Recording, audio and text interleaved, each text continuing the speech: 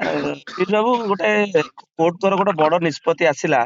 ଆପଣଙ୍କର ଆଡଭୋକେଟ ବିଭୁ ତ୍ରିପାଠୀ ଆପଣଙ୍କର କେସ୍ ଟି ଲଢୁଥିଲେ, ଯେ ରାୟ ଆଜ୍ଞା ଆସିଲା ଯେ ଆପଣ ମଞ୍ଚ ଚଢିବେ। ଆଜ୍ଞା କଣ ପ୍ରାଥମିକ ପ୍ରତିକ୍ରିୟା ରହିବ? ଆଜ୍ଞା, ଏଇଟା ତ ମାନେ ମୋ ପାଇଁ ସବୁଠୁ ବଡ ଗୋଟେ ଖୁସିର ମୁହୂର୍ତ୍ତ। ଓଡିଶାରେ ପ୍ରତ୍ୟେକଟି ଦର୍ଶକ ମାନଙ୍କର ଭଲ ପାଇବା ଆଶୀର୍ବାଦ, ମହାପ୍ରଭୁ ଜଗନ୍ନାଥଙ୍କ ଆଶୀର୍ବାଦ ଆଜି ପୁଣି ଥରେ ମଞ୍ଚ ଚଢିବା ପାଇଁ ସୁଯୋଗ ମିଳିଛି। ଆଠୁ ବଡ ଖୁସିର କଥା ଆଉ କଣ ହେଇପାରେ। ଯେ ଆଜ୍ଞା, ଗତକାଲି ଆପଣ ଯାଇକି ଜଗନ୍ନାଥ କୁ ଦର୍ଶନ କରିଥିଲେ ଏବଂ ଗୁହାରି ମଧ୍ୟ କରିଥିଲେ ସେଠି। ବୋଧେ ଜଗନ୍ନାଥ ସମସ୍ତଙ୍କ ଡାକ ଶୁଣନ୍ତି ବୋଧେ।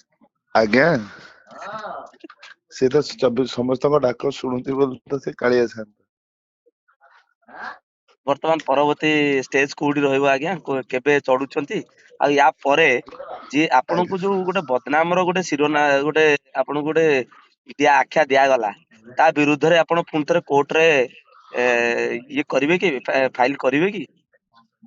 ନାଇଁ ଆଜ୍ଞା, ବର୍ତ୍ତମାନ କାମ କରିବାର ସମୟ। ଏସବୁ ଜିନିଷରୁ କଣ ମିଳିବ?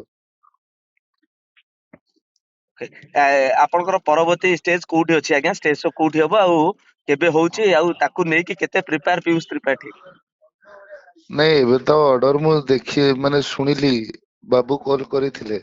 ଆଜ୍ଞା। ତ ବାବୁ ଆଉ ବ୍ୟସ୍ତତା ଭିତରେ ବାକି କଥା ମୋ ସାଙ୍ଗରେ ହେଇନାହାନ୍ତି। ପୁଣି କେବେଠୁ ମଞ୍ଚ ଚଢିବେ, ସବୁ ବାବୁଙ୍କ ନିଷ୍ପତ୍ତି। ତଥାପି ଆଶା କରି ବହୁତ ଶୀଘ୍ର ଆରମ୍ଭ ହେଇଯିବ ସବୁ। ସନ୍ଦୀପ ପାଢୀ ବୋଧହୁଏ ଆପଣଙ୍କ ସହିତ ପୁରା ଠିଆ ହୋଇଛନ୍ତି, ଯାହା ଫଳରେ ପିୟୁଷ ତ୍ରିପାଠୀ ଆଜି ନ୍ୟାୟ ପାଇଲେ। ହଁ। ଆଜ୍ଞା, ସବୁ ଯାତ୍ରା ଯୋଉ ମାଲିକ ମାନେ ଅଛନ୍ତି, ତାଙ୍କୁ କଣ ମେସେଜ ଦବାକୁ ଚାହିଁବେ ପିୟୁଷ ତ୍ରିପାଠୀ?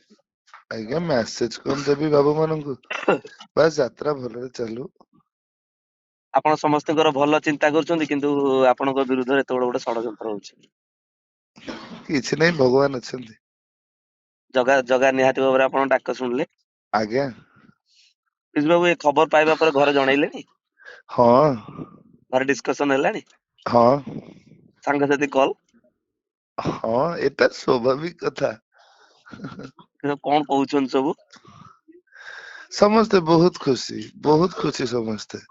ସେମାନଙ୍କର ଆଶୀର୍ବାଦ ଭଲ ପାଇବା ପାଇଁ ତ ମୁଁ ଆଜି ପୁଣି ଥରେ ଠିଆ ହେଇଛି। ଦର୍ଶକ ଯୋଉମାନେ ଆପଣ ପିୟୁଷ ତ୍ରିପାଠୀଙ୍କୁ ସୋସିଆଲ ମିଡିଆରେ ବିଭିନ୍ନ ସମୟରେ ସମର୍ଥନର ଯୋଉ ବାର୍ତ୍ତା ଦଉଥିଲେ, ସେମାନଙ୍କୁ କଣ ମେସେଜ ଦେବେ? ଆଜ୍ଞା, ଶୁଭିଲାନି। ଯୋଉ ଦର୍ଶକ ମାନେ ଆପଣଙ୍କୁ ସୋସିଆଲ ମିଡିଆରେ ଗୋଟେ ବାର୍ତ୍ତା ଦଉଥିଲେ ଯେ ପିୟୁଷ ତ୍ରିପାଠୀ ମଞ୍ଚ ଚଢିବାର ଆବଶ୍ୟକତା ଅଛି, ସେ ଜଣେ ଭଲ କଳାକାର, କଳାକାରଟିକୁ ମଞ୍ଚ ବନ୍ଦ କରିବା ଠିକ ନୁହେଁ, ତାଙ୍କୁ କଣ ବାର୍ତ୍ତା ଦେବେ? କଣ କହିବି, ସେଇମାନଙ୍କ ଭଲ ପାଇବା ଆଶୀର୍ବାଦ ତ ଆଜି ମତେ ପୁଣି ଥରେ ଏ ସୁଯୋଗ ଦେଇଛି। ତାଙ୍କୁ ଆଉ କହିବାର କିଛି ନାହିଁ, ଖାଲି ଧନ୍ୟବାଦ ଦବାଟା ହଉଛି ସାରା। ପରବର୍ତ୍ତୀ ଷ୍ଟେପ କଣ ରହିବ ପିୟୁଷ ତ୍ରିପାଠୀଙ୍କର ୟାପରେ, ଯେହେତୁ କୋର୍ଟଙ୍କ ଅର୍ଡର ଆସିଛି? ଆଉ କିଛି ସମୟ ଭିତରେ ଆପଣ ଅର୍ଡର କପି ଆପଣଙ୍କ ହାତରେ ରହିବ। ଆଜ୍ଞା, ଯାତ୍ରା କରିବା। ମୁଁ ଆଉ କିଛି ମୋ ମୁଣ୍ଡରେ ନାହିଁ, ଯାତ୍ରା କରିବା। ଯାତ୍ରା ପିୟୁଷ ତ୍ରିପାଠୀ ପୁଣି ତୁମ ବଜରଙ୍ଗୀ ରେ ପୁଣି ଜଲୱା ଦେଖେଇବେ। ଆମେ ଦେଖିଛୁ, ଛୋଟିଆ ଛୋଟିଆ ଝଲକ ଦେଖିଛୁ ଆଜ୍ଞା, ଆଜ୍ଞା ଆଜ୍ଞା ସୋସିଆଲ ମିଡିଆରେ ଦେଖିଛୁ, ଅତି ସୁନ୍ଦର ହେଇଛି। ପୁଣି ଥରେ ଷ୍ଟେଜ ରେ ଧମାଲ କରିବେ ପିୟୁଷ ତ୍ରିପାଠୀ। ଆଜ୍ଞା, ଧମାଲ କରିବାନି, ଆଗେ ଯାତ୍ରା କରିବା। ଖଣ୍ଡଗିରି ମଞ୍ଚ? ନିହାତି।